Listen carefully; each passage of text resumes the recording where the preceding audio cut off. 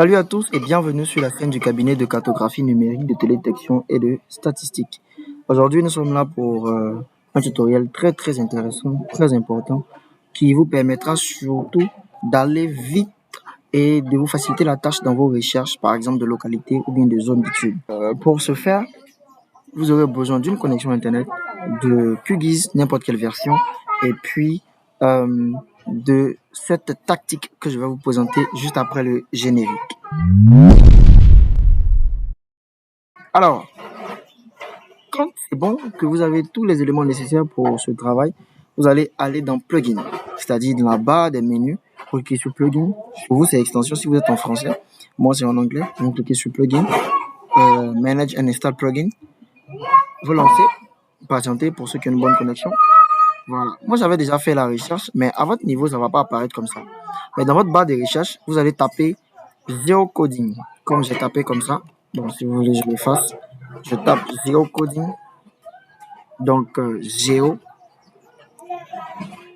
Geocoding.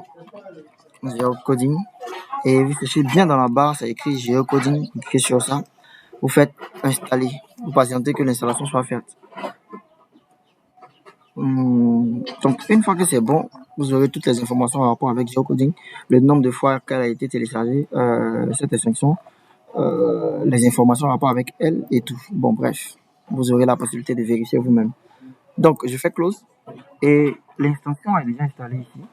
Voilà, comme vous le voyez, voici un peu le logo de l'extension. Je pourrais déplacer l'extension elle-même, pour ne pas dire elle-même.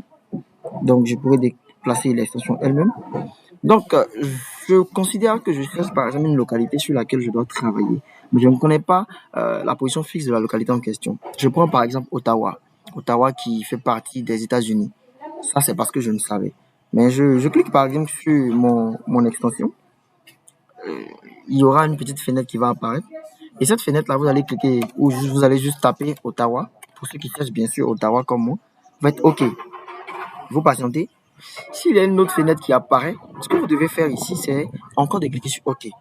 Parce que tout ça est combiné. Tout ça fait partie du processus. Donc, vous cliquez sur OK.